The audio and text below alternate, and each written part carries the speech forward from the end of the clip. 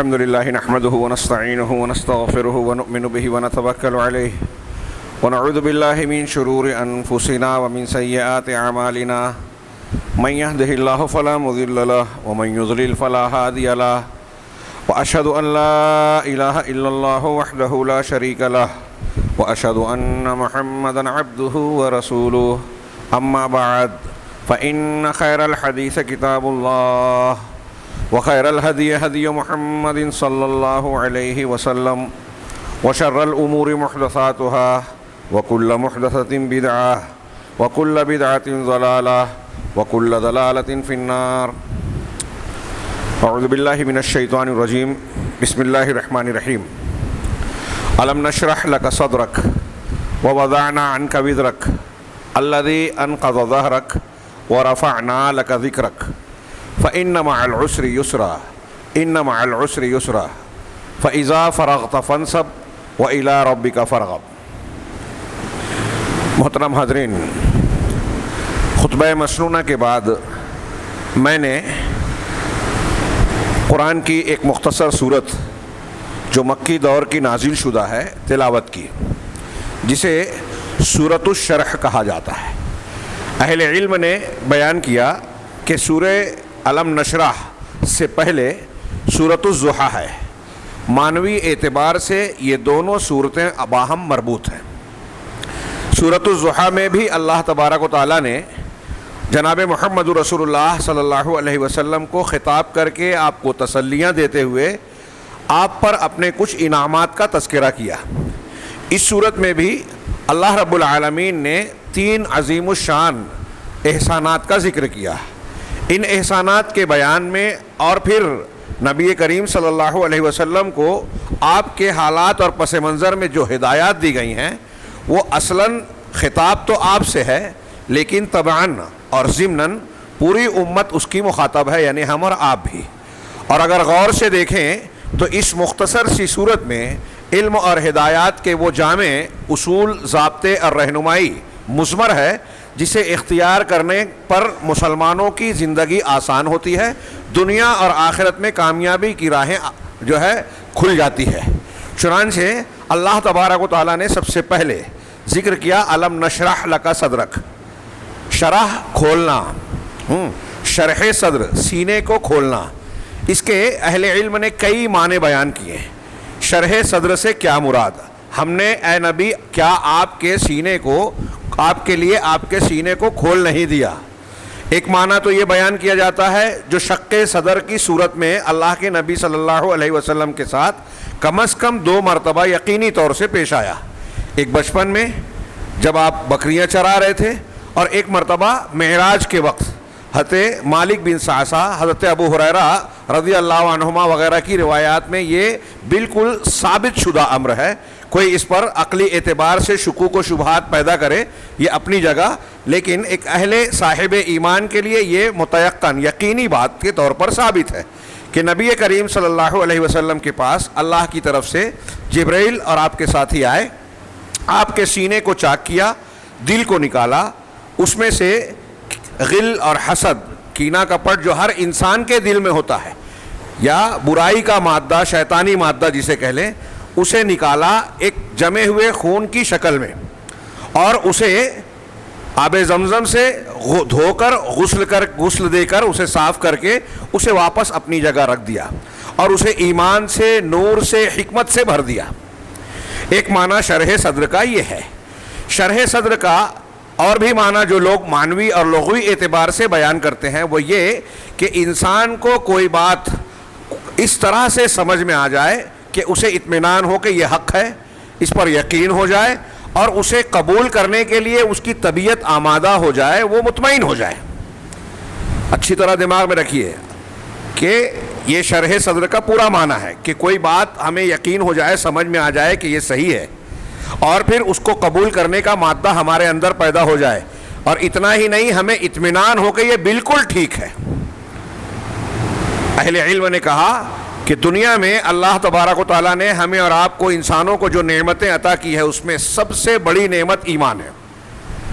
ایمان کے بعد سب سے عظیم الشان نعمت اور انعام شرح صدر ہے. اسی ایمان کے لیے شرح صدر یعنی اس بات کا اطمینان کہ جو ایمان ہم نے اختیار کیا ہے وہ حق ہے، اور اس اعتبار سے غور کیا جائے تو دنیا کے ہر انسان کو اس کی ضرورت ہے کہ اسے حق کے لیے شرح صدر حاصل ہو، ہاں، چنانکہ وہ بات سمجھ میں آ جائے، وہ بات جو سچ ہے، حق ہے۔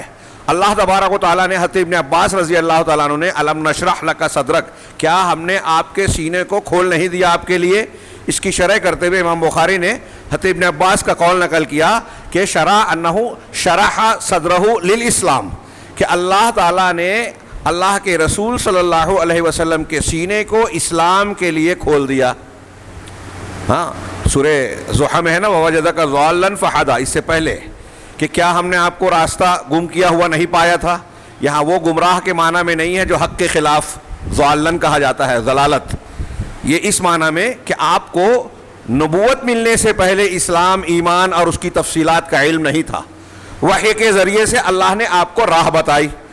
تو شرح صدر کا معنی حضرت ابن عباس کہتے ہیں کہ اللہ نے آپ کو اسلام کے لیے شرح صدر عطا فرمایا۔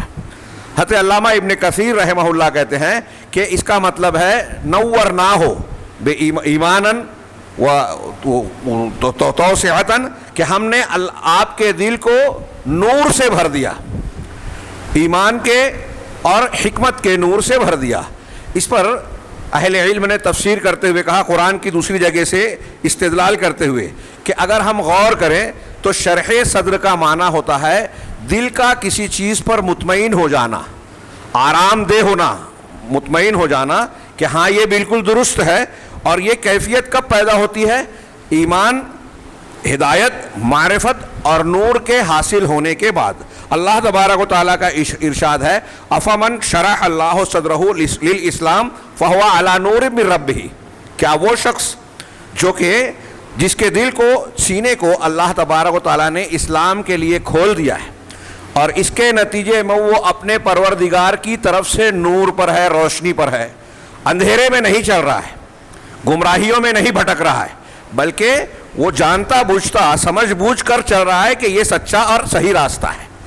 اللہ تبارک و تعالیٰ کا یہ فرمان گویا شرح صدر کی تشریح کر رہا ہے، اور یہ معنی قرآن کی دوسری آیات میں بھی معنی واضح ہے۔ اللہ تعالیٰ نے فرمایا فَمَن يُرِدِ اللَّهُ أَن يَهْدِيَهُ يَشْرَحْ صَدْرَهُ لِلْإِسْلَامِ، اللہ تبارک و تعالیٰ جسے ہدایت دینا چاہتا ہے، جسے بھی ہدایت دینا چاہتا ہے، اس کے سینے کو اسلام کے لیے کھول دیتا ہے۔ اس اعتبار سے غور کیجئے کہ دنیا کی سب سے بڑی نعمت ایمان ہے، جو ایمان سے محروم ہے وہ سب سے بڑی نعمت سے محروم، اور شرح صدر کے ذریعے سے یہ ایمان اور اسلام ملتا ہے، لہٰذا یہ جڑی ہوئی چیز ہے۔ میں نے جو پہلے ایک قول بیان کیا، بعض علماء کہتے ہیں کہ ایمان کے بعد سب سے بڑی نعمت، میں یہ کہتا ہوں کہ ایمان کے ساتھ اگر شرح صدر نہ ہو، اسلام کی پہچان نہ ہو، صحیح اور غلط کی پرکھ نہ ہو، تو آدمی اطمینان کے ساتھ، شرح صدر کے ساتھ اسلام کو کیسے قبول کر سکتا ہے؟ گویا یہ ایمان کو سمجھنا یہ بہت بڑی نعمت ہے، اور ایمان کو اختیار کرنے کے لیے ضرورت ہے۔ جیسے اس کو جوڑ لیجئے اس حدیث سے، اللہ تبارک، اللہ کے رسول صلی اللہ علیہ وسلم نے فرمایا کہ مَن يُرِدِ اللَّهُ بِهِ خَيْرًا يُفَقِّهُ فِي الدِّينِ، اللہ جس کے ساتھ خیر چاہتا ہے اسے دین کی سمجھ عطا فرماتا ہے۔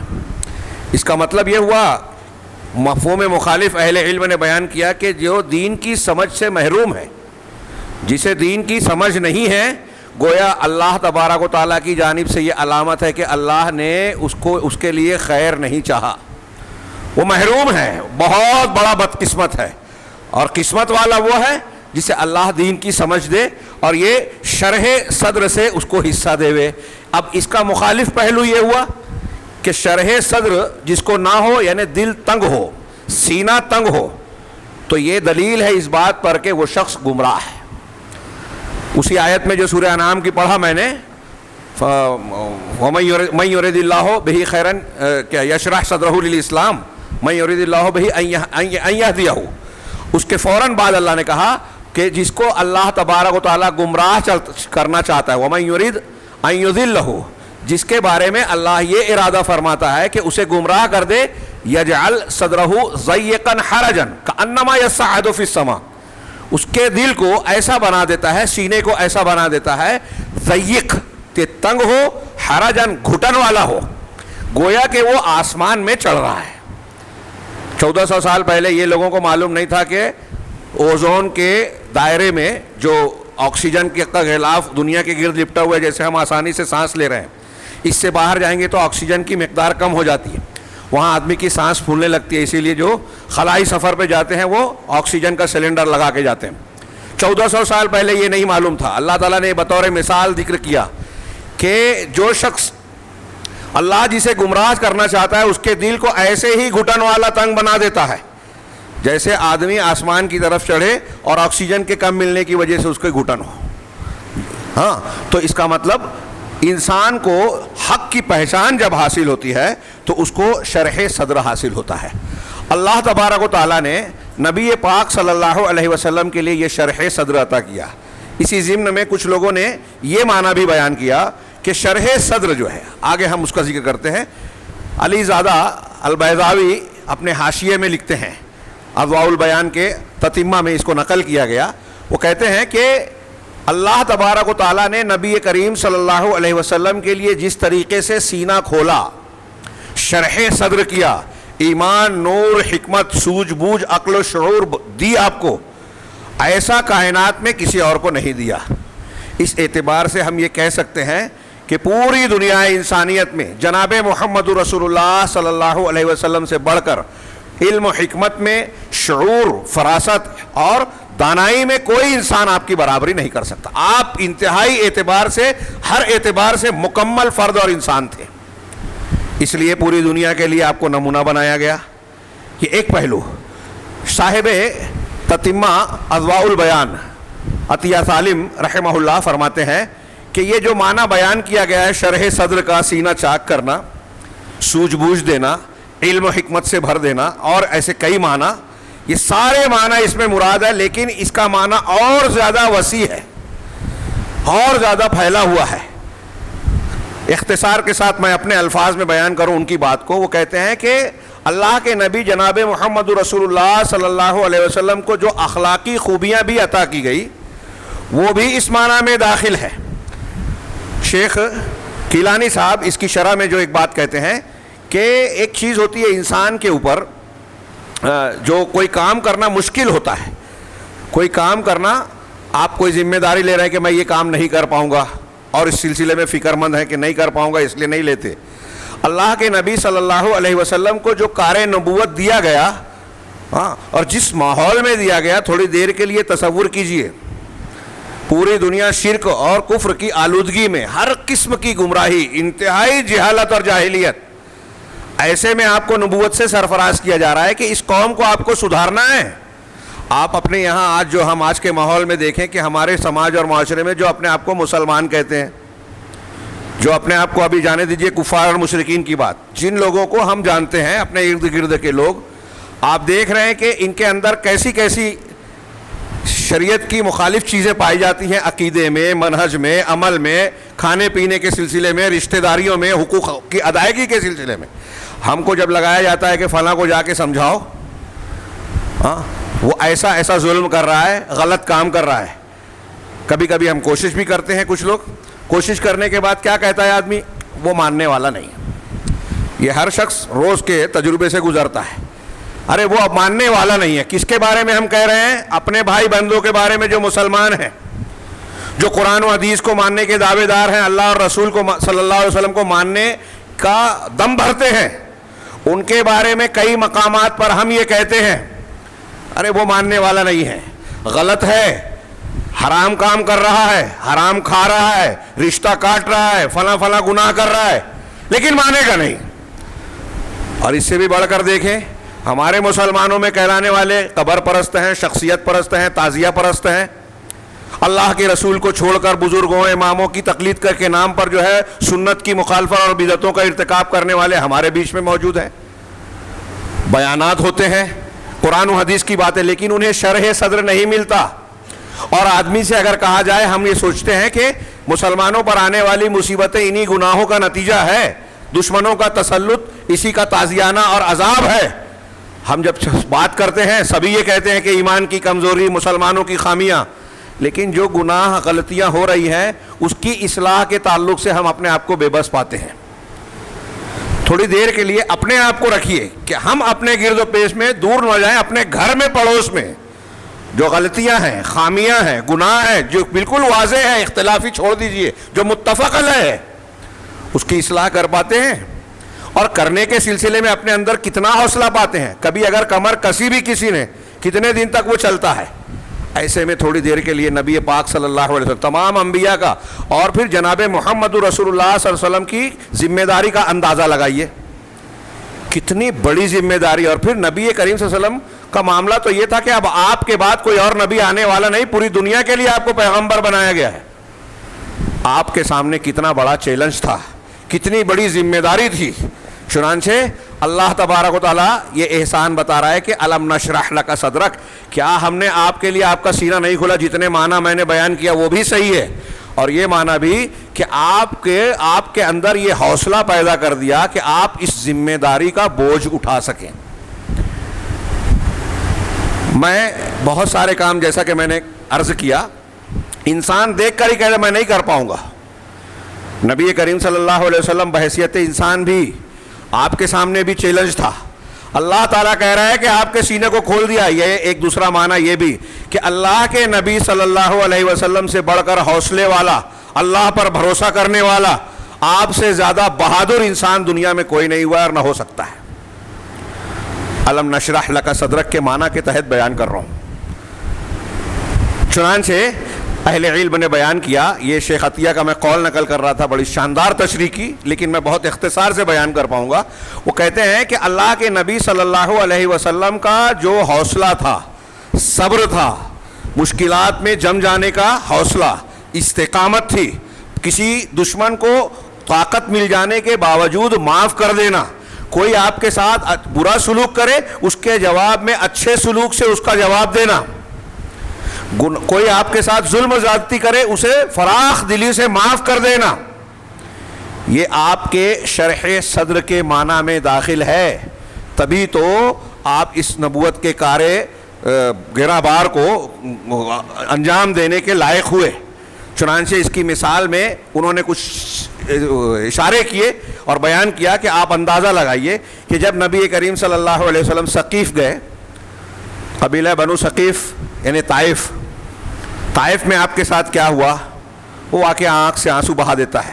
سننے پر تو جس نے جھیلا اس کے ساتھ کیا ہوگا.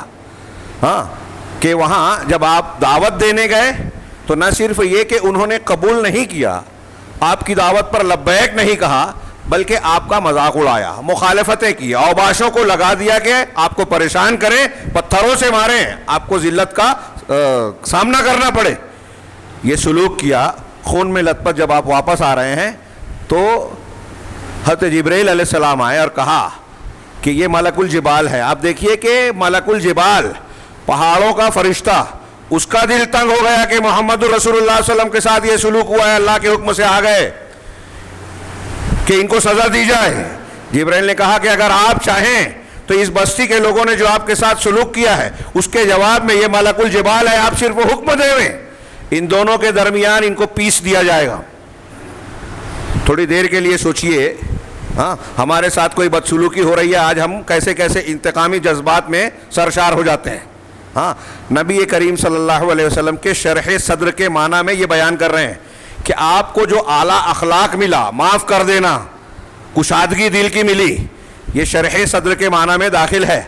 آپ نے ان کے بارے میں کیا کہا؟ اللہم اہد قومی فانہم لا یعلمون. حضرت جبرائیل نے جب کہا کہ آپ حکم دیں تو پیس دیا جائے گا، ملک الجبال آپ کے خدمت میں حاضر ہیں اللہ کی طرف سے، تو آپ نے کہا نہیں اے اللہ میری قوم کو ہدایت دے، یہ جانتے نہیں ہیں. اور آگے جو جملہ کہا وَإِنِّي لَأَرْجُو أَن يُخْرِجَ اللَّهُ مِنْ أَصْلَابِهِمْ مَن يَقُولُ لَا إِلَهَ إِلَّا اللَّهُ مُحَمَّدٌ رَسُولُ اللَّهِ. میں اس بات کی امید رکھتا ہوں کہ اللہ تعالیٰ ان کی پیٹھ سے، نسل سے ایسے لوگوں کو پیدا کرے گا جو لا الہ الا اللہ محمد رسول اللہ کہیں گے، جو شرک نہیں کریں گے. کیا آپ کا یہ جواب گویا ایسا ہے جیسے ان لوگوں نے کوئی آپ کے ساتھ بدسلوکی کی ہی نہیں. یہ ایسی بدسلوکی تھی کہ مدینہ کے دور میں غزوہ احد کے بعد حضرت عائشہ صدیقہ نے اللہ کے رسول صلی اللہ علیہ وسلم سے سوال کیا کہ کیا احد سے زیادہ سخت دن آپ پر کوئی گزرا ہے؟ تو آپ نے بتایا ہاں طائف والا دن اس سے سخت تھا۔ اندازہ لگائیے صبر و ثبات کا یہ پیکر اور معاف کر دینے کا یہ جذبہ، کوئی ملے گی تاریخ میں کوئی مثال ایسی؟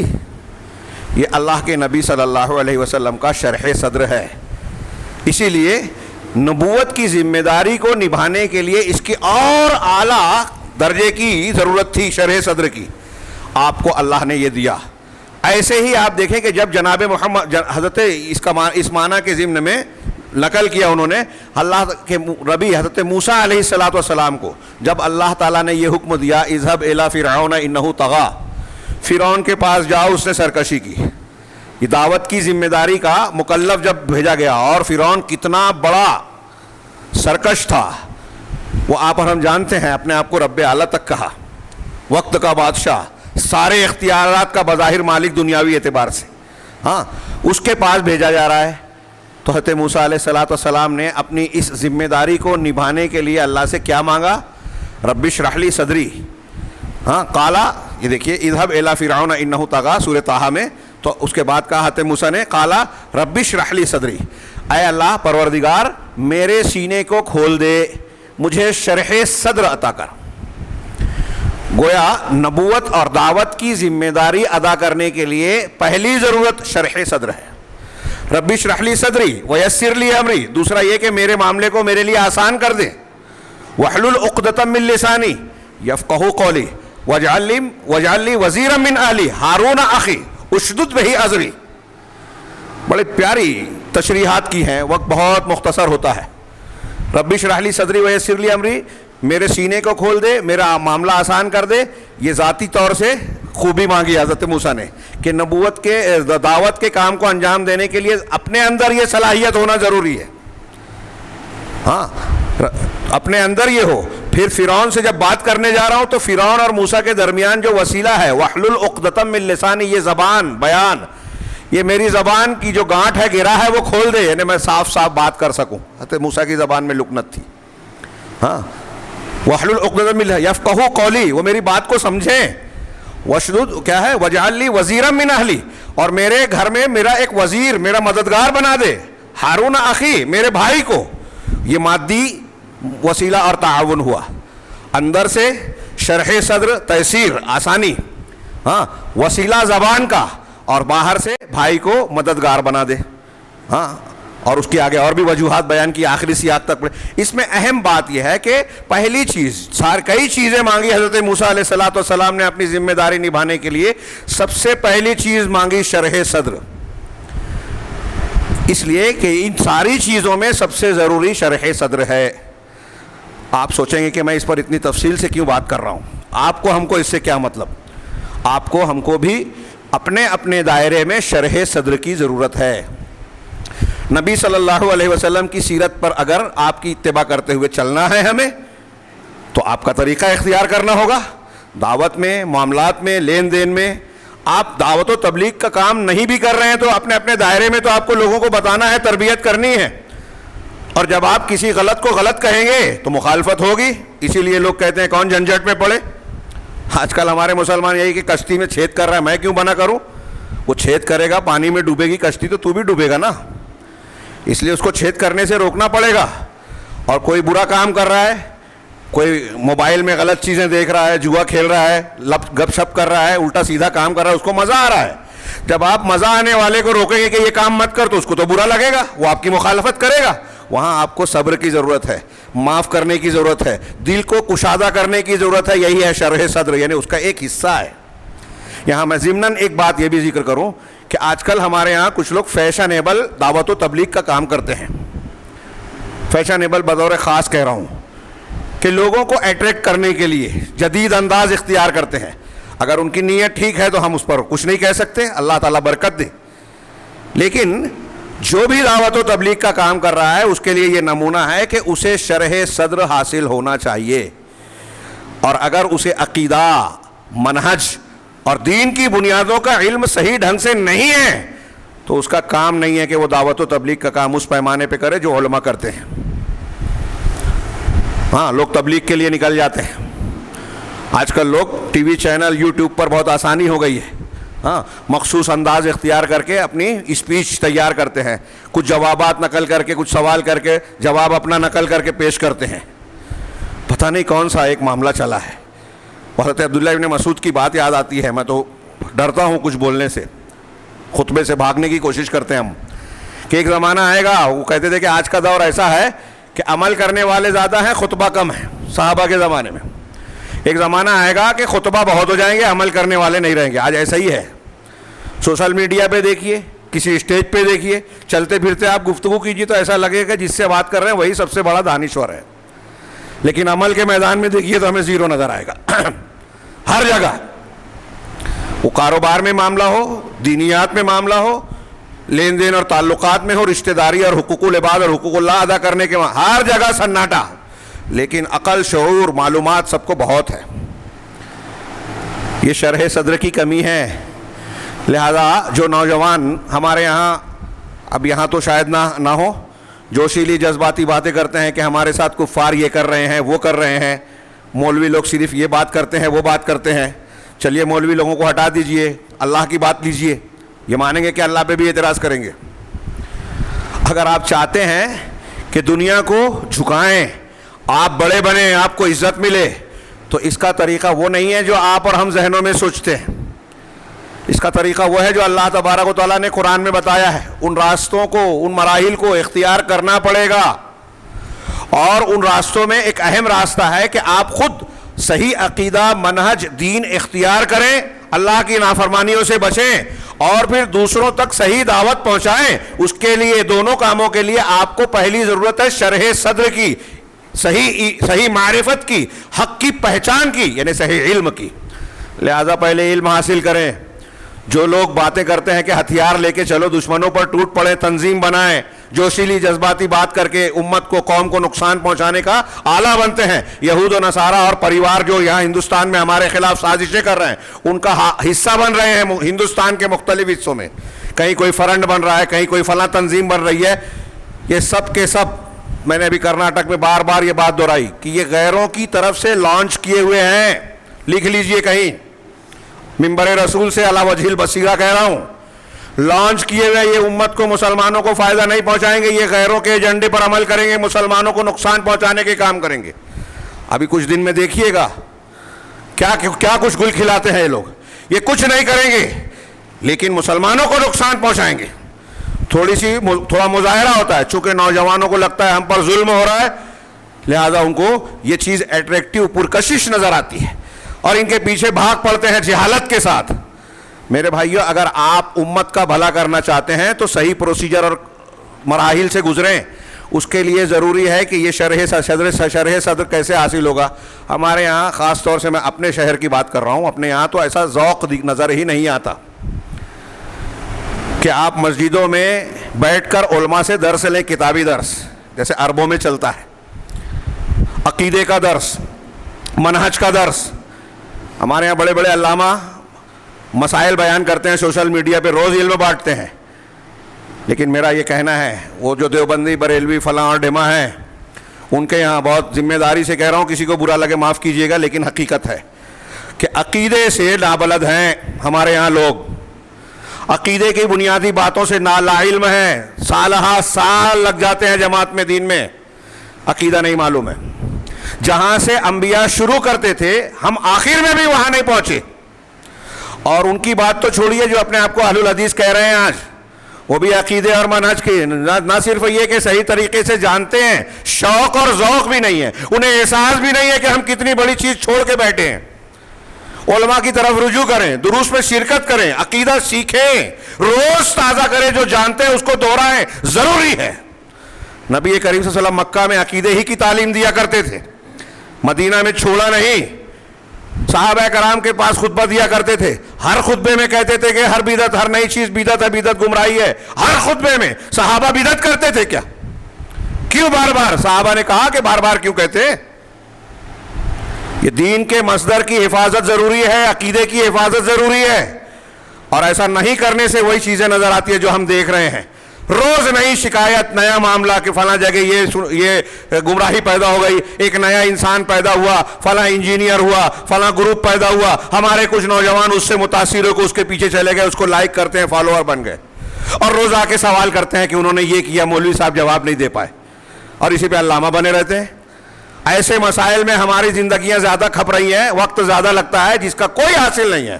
پوری دنیا کا ایک چاند ہو, فلاں معاملہ ایسا کیسے ہو, اور اس پر گھنٹوں بحث کر رہے ہیں جس کے کوئی لینا دینا نہیں ہے. اگر آپ ثابت ہی کر دیے ایک پہلو تو اس کا کوئی فائدہ نہیں.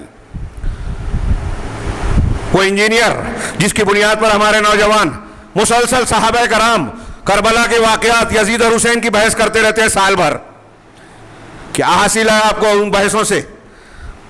اور اس سلسلے میں جو ہمارا موقف ہے قرآن و حدیث کی بنیاد پر, اس سے ہٹنے کا نتیجہ کیا ہے؟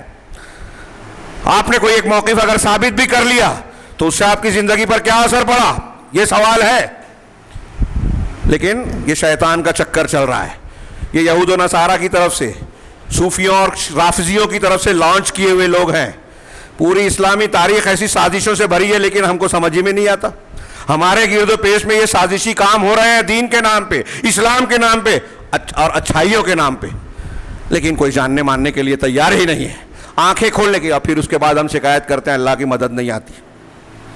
اللہ کی مدد کیسے آئے گی جب آپ قدم قدم پر اللہ کے عذاب کو دعوت دے رہے ہو؟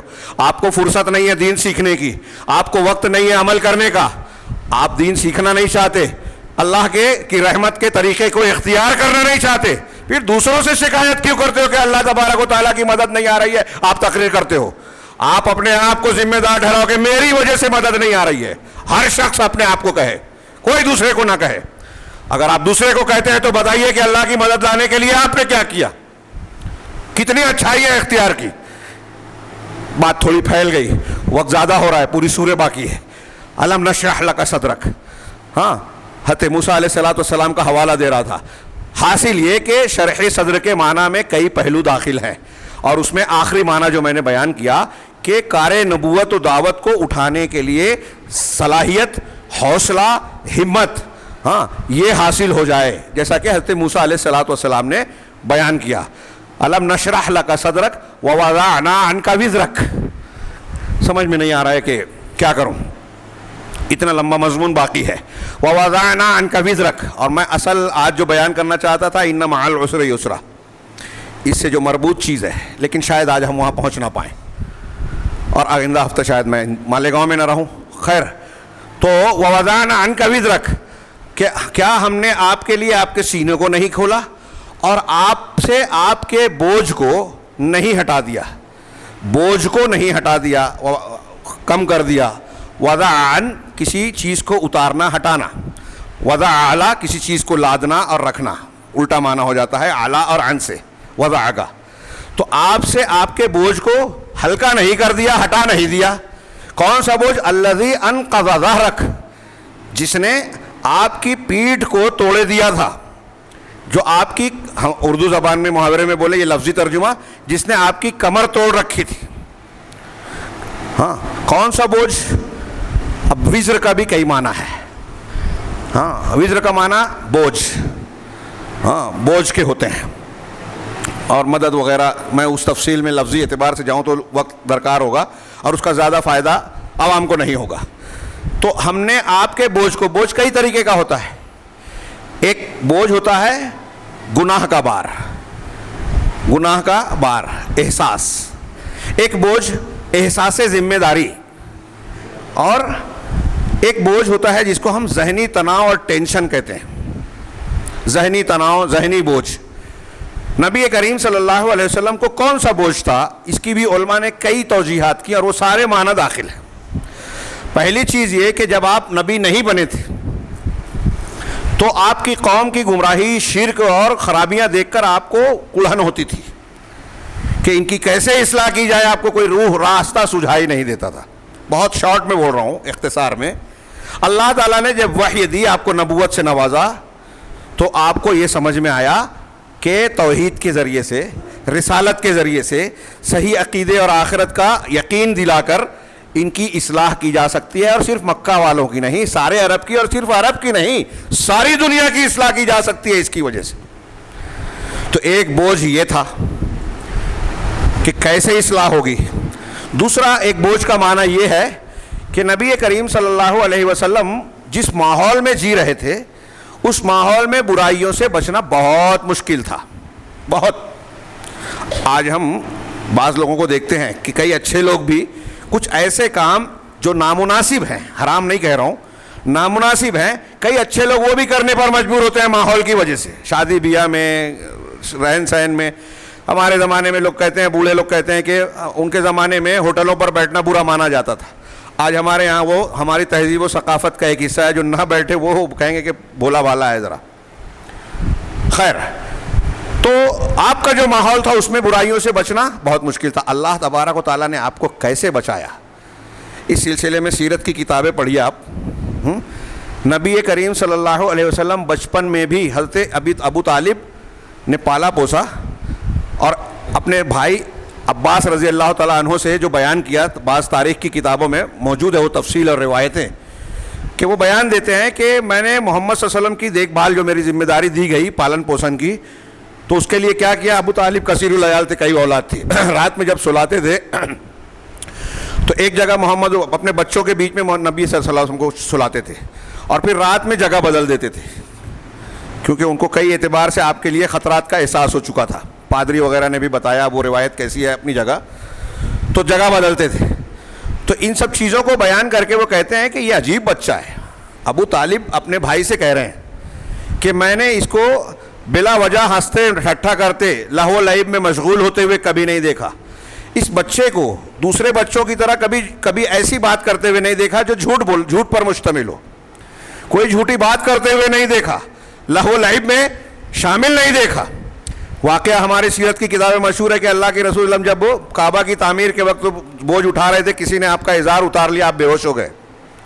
ایک مرتبہ شادی بیاہ کی کسی مجلس میں جہاں رقص و طرب وغیرہ کچھ چل رہا تھا, وہاں آپ دیکھنے جا رہے تھے کہ کیا ہوا ہے دیکھو, تو وہاں راستے میں آپ کو اللہ نے ایسی نیند ڈال دی کہ وہاں آپ پہنچ ہی نہیں سکے. جب سورج کی روشنی اور دھوپ پڑی تب آپ بیدار ہوئے.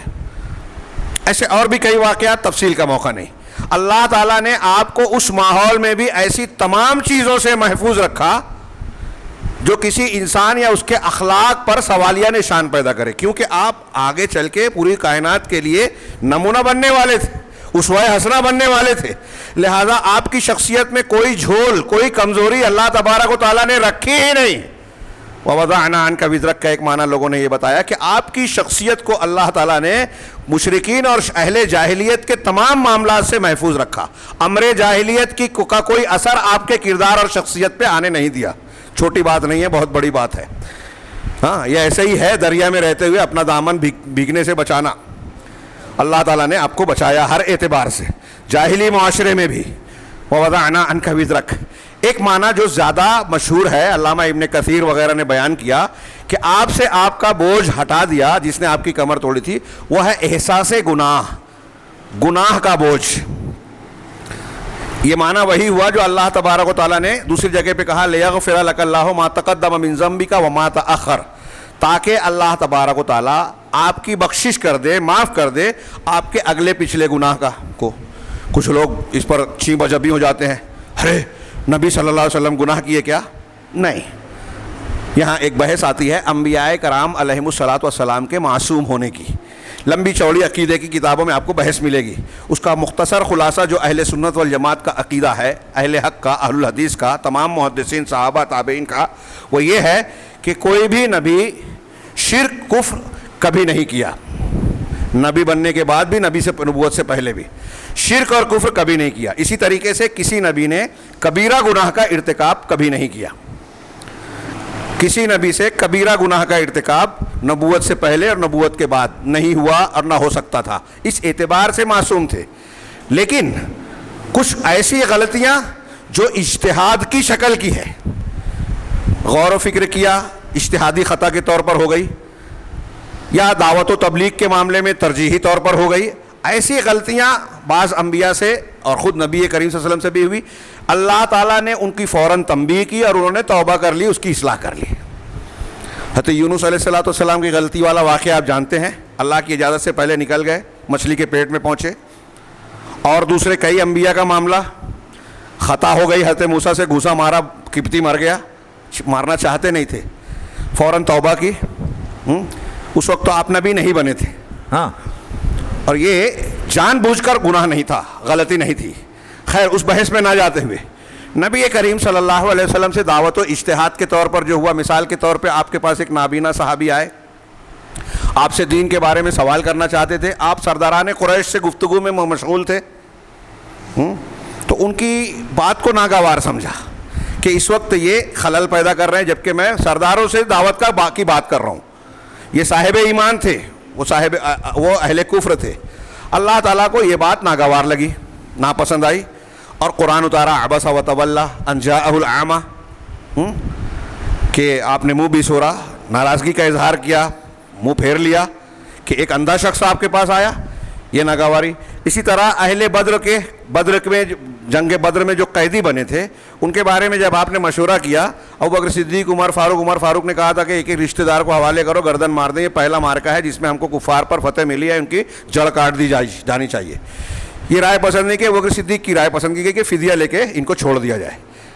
دوسرے دن عمر فاروق کہتے ہیں کہ میں جب پہنچا تو ابوبکر صدیق اور اللہ کے رسول رو رہے ہیں.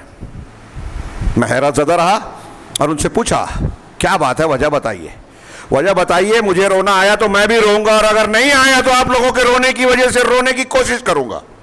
یہ ہے اتباع. آپ رو رہے ہیں تو میں بھی رونے کی کوشش کروں گا. اللہ کے رسول صلی اللہ علیہ وسلم نے بتایا کہ کل جو ہم نے فیصلہ کیا اس بارے میں اللہ تبارک و تعالیٰ ناراض ہوا, اور عمر یہ جو درخت نظر آ رہا ہے قریب میں, اللہ کا عذاب اس سے بھی زیادہ قریب آ گیا تھا.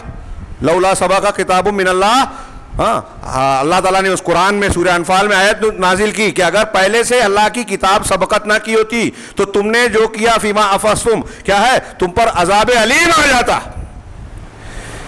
تو اللہ کے رسول صلی اللہ علیہ وسلم اس بات پر رو رہے تھے. یعنی یہ اللہ تبارک و تعالیٰ نے آپ کے اس فیصلے کو ناپسند کیا, غلطی ہوئی, تو آپ رو کر اس کی اصلاح کر رہے ہیں. آپ نے کہہ دیا میں شہد نہیں پیوں گا, قرآن آ گیا یا ایھا النبی لما تحرم ما احل اللہ لک. تو یہ دیکھیے, یہ ایسا گناہ نہیں ہے جس کو ہم بد اخلاقی, برائی, نفس پرستی کہیں. سمجھنے کا فرق ہے. ایک نابینا آ رہے ہیں, آپ سرداروں سے بات کر رہے ہیں. آج بھی اگر کوئی آپ غیر مسلم سے, دوسرے مہمان سے بات کر رہے ہیں, مسلمان آئے گا تو آپ سوچیں گے کہ اس سے تو کبھی بھی بات کر سکتے ہیں, یہ تو اپنا آدمی ہے, ان سے موقع نہیں ملے گا. تو بظاہر یہ غلط نہیں ہے. تو ایسی غلطی نبی نہیں کرتا جس میں گناہ کا پہلو ہو. یہ اجتہادی طور پر, ترجیحی طور پر اس طرح کا معاملہ ہوا. تو ایک پہلو تو یہ کہ ایسی کچھ خطائیں اگر ہوئی ہیں تو وہ غلطی ہے. کچھ لوگ کہتے ہیں کہ آپ سے نبی بننے سے پہلے کا جو زندگی گزری اس میں جو معاملات ہوئے ہیں وہ آپ کا بوجھ تھا, گناہ کا بوجھ تھا, کہ میں تو پہلے دین سے, اسلام سے, اسلامی تعلیمات سے نابلد تھا. اللہ تعالیٰ نے جب مجھ کو وحی دی تب معلوم ہوا, لہٰذا یہ جو ہے میرے لیے گناہ کی بات ہے, بوجھ کی بات ہے. تو یہ فکر آپ کو پریشان کرتی تھی. ایک پہلو یہ ہے, لوگوں نے بیان کیا کہ آپ کا بوجھ یہ تھا.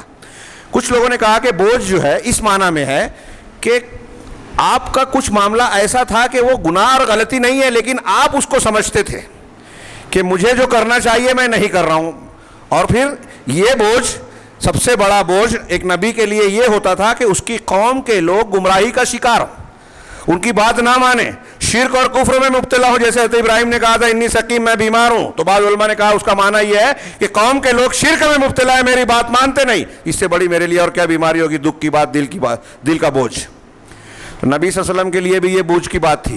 قرآن نے اس کا ذکر کیا, لعلک باخع نفسک علی آثارہم ان لم یؤمنوا بہذا الحدیث اسفا. ایسا لگتا ہے کہ آپ اپنے آپ کو ان کے پیچھے ہلاک کر لیں گے اگر یہ لوگ ایمان نہیں لائے. اسفا, افسوس کے مارے, ان پر افسوس کرتے ہوئے آپ اپنے آپ کو. تو یہ افسوس تھا آپ کو, یہ آپ کو بوجھ تھا. آپ کا بوجھ یہ تھا کہ قوم کے لوگ مان نہیں رہے ہیں, شرک و کفر میں مبتلا ہیں, جہنم کے راستے پہ جا رہے ہیں. ایک بوجھ یہ تھا. اور کچھ چیزیں ایسی ہوتی ہیں کہ آدمی اس کو کمزوری محسوس کرتا ہے کہ مجھے جو کرنا چاہیے میں نہیں کر پا رہا ہوں. ہمارے ہاں آج کل عام مزاج ہے, خاص طور سے نوجوانوں میں, نئی نسل میں, شیطان کا بہت بڑا, یہ اچھی طرح دماغ میں رکھیں. 2 کام ہمارے ہاں کوئی کرتا نہیں تو 4 مرتبہ اس کا ذکر کرتا ہے, میں نے یہ کیا, میں نے یہ کیا, میں نے یہ کیا. جب بھی کہیں کوئی بات نکلی تو فوراً میں نے یہ کیا. آپ نے کیا تو آپ نے ذمہ داری اور جنت پکی کر لی, ذمہ داری ادا کر دی. یہ نبی صلی اللہ علیہ وسلم, بعض سلف کہتے ہیں نبی صلی اللہ علیہ وسلم کو یہ بوجھ جو تھا, ذمہ داری کا احساس रुलाता था, आप उसको बोझ महसूस करते थे, हाँ, आपको सहनी तनाव और टेंशन रहा करता था। और हम थोड़ा मोड़ा करने के बाद ये तसव्वुर करें कि हमने काम कर लिया, दूसरों पर जताएं, और वो जो जता कर भी अपना जो अजर सवाब ख़त्म कर लेवे। ये बहुत बड़ी बीमारी है। जिस मजलिस में बैठिए आप, हमारे यहाँ लगता है कि सभी ने कारनामा अंजाम दिया, किसी ने एक कोई काम कर लिया तो वो उसी की रट लगाए रहता है। अगर आपने इतने कारनामे अंजाम दिए तो कौम मिल्लत में इतनी खराबियां क्यों हैं? जितनी खराबियां हैं उसके मुकाबले में आपकी वो जिम्मेदारी बहुत समुंदर के सामने एक कतरा है। आपको बहुत मेहनत की जरूरत है इस्लाह के लिए। काम करते जाइए, बयान मत कीजिए, सोशल मीडिया पे और अखबारों में रिपोर्टें मत डालिए, हो सकता है जो सवाब जाया हो जाए। कोई दूसरा डालता है आपका तो ठीक है, समझ में नहीं आता। आदमी मुकर्रर किए जाते हैं, तनख्वाह दी जाती है, मेरी रिपोर्ट तैयार की जाए, मेरे कारनामे बयान किए जाए। मैं किसी पे तंज नहीं कर रहा हूँ, तंबीह कर रहा हूँ कि अपना अमल ज़ाय होने से बचाइए। अगर आपकी नीयत बिगड़ गई अल्लाह वास्ते कि बजाय आप शोहरत तलब करने लगे तो वो अमल आपके लिए वबाल। तो ये कहना छोड़ दे नौजवान, और हम अल्लाह मुझे भी तौफीक दे, मैंने ये किया ये बयान करना बंद कर दीजिए। अपनी नेकियों को भूल जाइए, अपने गुनाह याद रखिए। नेकियां याद रखेंगे, खुद पसंदी आएगी, मैं का उन्वान आएगा, घमंड आएगा, अपने आप को भारी समझना बहुत बड़ी गुमराही है, इबलीसियत है, फिरौनियत है। और अपने गुनाह को और जब आप ऐसा करेंगे तो अपने आप को कामिल समझेंगे, काम करने की जरूरत नहीं। और जब अपने गुनाह को, कोताहियों को, कमजोरियों को याद रखेंगे तो एक तो अल्लाह के सामने झुकेंगे, पहला फायदा। दूसरा ये कि कमजोरियों को दूर करने की फिक्र होगी, दूसरा फायदा। तीसरा ये कि इस्लाह की उम्मीद रहेगी और हम तरक्की करेंगे। तो गुनाह याद रखिए, नेकियां भूल जाइए। अल्लाह तबारक, अल्लाह के रसूल सल्लल्लाहु अलैहि वसल्लम का किस मकाम पर थे इस तनाजुर में देखिए। हाँ, वरफा क्या है, अलम नशरह लक वज़अना अन्का विज़रक अल्लज़ी अनक़ज़ ज़हरक के तहत उलमा ने बयान किया। सारे माना सही हैं। अल्लाह के रसूल सल्लल्लाहु अलैहि वसल्लम कितनी इबादत करते थे, आपके पैर में वरम आ जाता। हाँ, रातों में क़ियामुल लैल करते, इबादत में सख्त रियाजत करते, नवाफिल में आप सबसे ज़्यादा थे। हाँ, तब अल्लाह के रसूल हज़रत आयशा वगैरह ने पूछा कि आपको क्या ज़रूरत है, अगले पिछले गुनाह माफ़, कुछ है ही नहीं। तो आप क्या कहते थे, अफला अकूना अब्दन शकूरा, कि क्या मैं अल्लाह का शुक्रगुजार बंदा ना बन जाऊं? अल्लाह ने मुझ पर इतनी बड़ी नेमतें की हैं। आप देखिए, अल्लाह के रसूल सल्लल्लाहु अलैहि वसल्लम ने फरमाया कि ग़ज़वा बद्र में शिरकत करने वाले सहाबा के बारे में कहा कि अल्लाह ने अल्लाह इत्तला अला अहले बद्र, कि अल्लाह ने अहले बद्र की तरफ झांक कर देखा और कहा इअमलू मा शिअ्तुम, जो चाहो करो, फ़क़द गफ़रतु लकुम, मैंने तुमको माफ़ कर दिया। अब अल्लाह के रसूल सल्लल्लाहु अलैहि वसल्लम के इस जुमले को बुनियाद बनाकर किसी भी बदरी सहाबी ने यह कहा क्या कि हमको तो हराम काम करने का भी लाइसेंस मिल गया अल्लाह की तरफ से, रसूल की तरफ से, कि अब हम चाहे जो करेंगे जन्नत पक्की है। जैसे हमारे यहाँ कुछ लोग, मैंने ख्वाब देख लिया, मैंने ये कर लिया, उसके बाद सब कर रहे हैं उल्टा सीधा। बहन का हक खा लिया, फला का हड़प कर लिया, झूठ बोल रहे हैं, उल्टी सीधी हरकतें कर रहे हैं, कहा 2 रकात पढ़ेंगे माफ़ हो जाएगा। नहीं माफ़ होगा, दीन समझा नहीं है। वो शैतान ने ख्वाब दिखाया आपको, शैतान भी ख्वाब दिखा सकता है। हाँ, ये देखिए सहाबा कराम बशारतें मिलने के बाद डरते थे और हम गुनाह करके मुतमईन है। ये मुनाफिकत है, मुनाफिकीन की अलामत है। तो नबी करीम सल्लल्लाहु अलैहि वसल्लम और सहाबा, मैं कह रहा हूँ ग़ज़वा बद्र के लोग, ये जो किया उसके बाद भी नेकियां कर रहे हैं, किस लिए? अल्लाह का शुक्र अदा करने के लिए और दर्जात की बुलंदी के लिए। ऐसे वक्त काफ़ी ज़्यादा हो गया, ये भी पूरा नहीं हुआ है, लेकिन मैं अर्ज़ करना ये चाहता हूँ कि उलमा ने कई माना इस तरह से बयान किए हैं कि आपके बोझ को हमने आपसे हटा दिया, हल्का कर दिया। उसमें बड़ा बोझ अदाए रिसालत, तबलीग रिसालत और ज़िम्मेदारी का एहसास है मानवी एतबार से, कि नबी करीम सल्लल्लाहु अलैहि वसल्लम को ये बोझ सताता था कि कैसे लोगों तक हिदायत पहुँचाऊँ। ये कुरान ने भी कहा कि अपने आप को आप हलाक कर लेंगे, कैसे लोगों को दावत दूँ, किस तरीके से पहुँचाऊँ।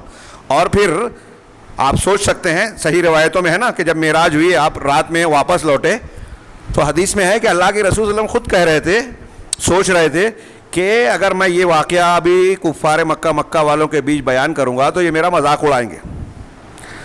अल्लाह ताला ने जब ये फ़ैसला कर दिया कि حضرت زینب کو حضرت زید سے جو آپ کے منہ بولے بیٹے تھے پہلے ان سے الگ کر دیا جائے گا اور آپ سے نکاح کر دیا جائے گا. آپ یہ بات بھی لوگوں کو بولنے سے ڈر رہے تھے. قرآن نے ذکر کیا سورہ احزاب میں کہ وَتَخْشَى النَّاسَ وَاللَّهُ أَحَقُّ أَن تَخْشَىٰ. آپ لوگوں سے ڈر رہے تھے جبکہ اللہ زیادہ حقدار ہے کہ آپ ڈریں. فَلَمَّا قَضَىٰ زَيْدٌ مِّنْهَا وَطَرًا زَوَّجْنَاكَهَا. جب زید نے ان سے اپنی مراد پوری کر لی, طلاق دے دیا, معاملہ ختم کر لیا, تو ہم نے آپ کی شادی کر دی ان سے. سورہ احزاب میں اللہ کے رسول ڈر رہے تھے کہ ابھی مکہ والے چیخیں گے چلائیں گے, کہہ رہے دیکھو اپنے منہ بیلے بیٹے کی بیوی سے اپنے بہو سے شادی کر لی, ابھی یہ ہنگامہ مچائیں گے. آپ ڈر رہے تھے. یہ ڈر وہ ڈر نہیں ہے, فطری بات ہے جو اللہ سے ڈر ہوتا ہے کہ لوگ ابھی مخالفتوں کا ایک طوفان کھڑا کریں گے. ایسے ہی جب رات اسراء اور معراج والی رات کی صبح جب آپ پہنچے مکہ میں تو آپ مغموم اور بیٹھے ہوئے تھے. آپ کہتے ہیں کہ میں بے چینی میں تھا, گھبراہٹ میں تھا. یہی گھبراہٹ بوجھ ہے. اور ابو جہل نے آگے کہا کہ محمد ابھی کچھ اور بھی ہے تمہارے پاس نیا, تو آپ نے رات کا قصہ سنایا, اس پر مذاق شروع ہو گیا. اللہ کے رسول کہہ رہے ہیں کہ یہ مجھے جھٹلائیں گے, میرا مذاق اڑائیں گے, اور ویسا ہی ہوا. اسی وقت صدیق اکبر نے کہا کہ اگر آپ خبر دے رہے ہیں تو میں ایمان لاتا ہوں. یہ بھی آپ کا بوجھ تھا کہ میں جب حق باتیں, سچی باتیں لوگوں میں بیان کروں گا تو لوگ مذاق اڑائیں گے, مجھے جھٹلائیں گے, انکار کریں گے. کفار مکہ جیسے اس وقت کرتے تھے اور آپ کو ٹینشن تھا, ہوتا تھا, ایسے ہی آج کئی چیزیں ایسی ہیں قرآن حدیث کی جو ہم بیان کرتے ہیں تو لوگوں کو برا لگتا ہے. ہم کہتے ہیں ابھی لوگوں کو بیان کریں گے. کچھ لوگ کہتے ہیں ہمارے پاس آتے ہیں کہ ہاں یا رفع الیدین رکوع میں جاتے وقت رکوع, ہم کو دیکھ لیا ہم نے حدیث کی کتاب میں کہ یہ سنت ہے, لیکن ابھی کریں گے تو لوگ ٹینشن دیں گے. یہ بوجھ ہے جس کی ہم کو ہمت نہیں پڑتی. رفع دین کرنے والوں کو جو تحقیق کر چکے ہیں, سمجھ چکے ہیں سنت ہے, پھر بھی نہیں کرتے. تھوڑی دیر کے لیے سوچئے کہ ہم رفع الیدین کرنے کی ہمت نہیں کرتے. نبی صلی اللہ علیہ وسلم تو پورے مخالفین دین کے سامنے حق کو پیش کر رہے ہیں, مذاق اڑایا جا رہا ہے, جھٹلایا جا رہا ہے. کیسا محسوس کرتے ہوں گے؟ آج ہمارے یہاں کئی حدیثیں پیش کرے, ارے عقل میں نہیں آتی. یہی شک کے صدر والی کسی کی عقل میں نہیں آتی. سر سید احمد خان نے اس کا رد کر دیا کہ سینہ کھول کے دل نکال کے صاف کیا گیا. 2 مرتبہ تو ثابت ہے, کچھ لوگ 3-4 مرتبہ بھی روایتیں بیان کرتے ہیں. ہاں, یہ نہیں سمجھ میں آتا. کسی کو معجزات سمجھ میں نہیں آتے, عذاب قبر کسی کی سمجھ میں نہیں آتا. ایک مومن کہتا ہے اللہ اور رسول بیان کر رہے ہیں, ہم مانتے ہیں, اور اللہ کی قدرت سے کوئی باہر نہیں, ہم کو اللہ کی قدرت پر کوئی شک نہیں ہے. یہ ہے ایمان. تو یہ بھی آپ کے لیے بوجھ تھا. اس طریقے سے اللہ تعالیٰ فرما رہا ہے کہ آپ کے سینے کو کھول دیا, ہاں, آپ کے بوجھ کو ہلکا کر دیا. جس نے آپ کی کمر توڑ رکھی تھی, ہاں, ورفعنا لک ذکرک. میں چاہتا ہوں وقت کافی زیادہ ہو گیا کہ آپ کے ذکر کو بلند کیا, اور اس تناظر میں آگے مشکلات کے ساتھ آسانیاں ہیں جو بیان کا. میں نے صرف اس آیت کے لیے اس مضمون کو لیا, لیکن جیسا کہ اللہ کا کلام ہے اپنے اندر سمندر سمیٹے ہوئے ہوتا ہے کہ ایک جملہ معنی کا, ہاں, تو اللہ کے کلام میں خیر ہی خیر ہے. یہاں اس تناظر میں آخری حصے میں جو اللہ تبارک و تعالیٰ نے کہا, صرف آج کے اس سورہ کو لینے کی وجہ کے طور پر میں اس کے حصے کو بتا دوں کہ جب آپ کو موقع ملے, فرصت ملے, ہاں, فَإِذَا فَرَغْتَ فَانْصَبْ وَإِلَىٰ رَبِّكَ فَارْغَب. تشریح اور تفصیل اس کی انشاءاللہ ہم آئندہ کسی جمعے میں بیان کریں گے کہ جب آپ فارغ ہوں تو محنت کریں اور اپنے پروردگار کی طرف ہی, صرف اللہ کی طرف راغب ہوں. تو اس تناظر میں جو تفاسیر ہیں اس کا حاصل یہ ہے کہ ایک مسلمان بندے کے لیے فرصت نہیں ہے. ٹائم پاس کرنا, انجوائے کرنا, یہ ہمارے لغت میں نہیں ہونا چاہیے. مسلمان کو اگر فرصت مل رہی ہے تو پروردگار کے لو لگاتا ہے, محنت کرتا ہے. یہ نبی صلی اللہ علیہ وسلم کے بارے میں کہا گیا کہ دنیا کے عمل سے, گھریلو مشاغل سے آپ کو جب فرصت ملے تو اللہ سے لو لگاؤ, عبادت کرو. وَاعْبُدْ رَبَّكَ حَتَّىٰ يَأْتِيَكَ الْيَقِينُ, سورہ حجر کی آخری آیت. اپنے رب کی عبادت کرتے رہو یہاں تک کہ یقین یعنی موت آ جائے. یہاں ریٹائرمنٹ نہیں ہے. جب تک ہوش و حواس ہے آپ کھڑے نہیں رہ سکتے, بیٹھ نہیں سکتے, لیٹ کر اشارے سے آپ کو نماز پڑھنی ہے. ہاں, تو کوئی زمانہ ہمارا عبادات سے خالی نہیں ہے. میں اس تناظر میں یہ پیش کرنا چاہتا تھا کہ کچھ لوگ رمضان کو صرف اللہ سے تعلق کا مہینہ سمجھتے ہیں. تو صرف رمضان میں آپ کو برکتیں چاہیے, پھر 11 مہینے اللہ کا عذاب کو دعوت دینا ہے, اللہ سے سرکشی کرنا ہے. آخرت آپ کی سیف ہو گئی, آپ 11 مہینہ دنیا کمانا ہے. جو ہمیشہ کی زندگی ہے اس کے لیے 1 مہینہ, اور جو مر جانے والے ہیں اس کے لیے 11 مہینہ. ہاں, رمضان کے روزے ختم ہوئے، اللہ کے رسول نے فرمایا کہ جو شخص رمضان کا روزہ رکھے اور اس کے بعد شوال کے 6 روزے رکھے، یہ نفلی ہیں، اکٹھا رکھے، الگ الگ رکھے پورے شوال میں، تو گویا اس نے پورے زمانہ یعنی پورے سال روزہ رکھا۔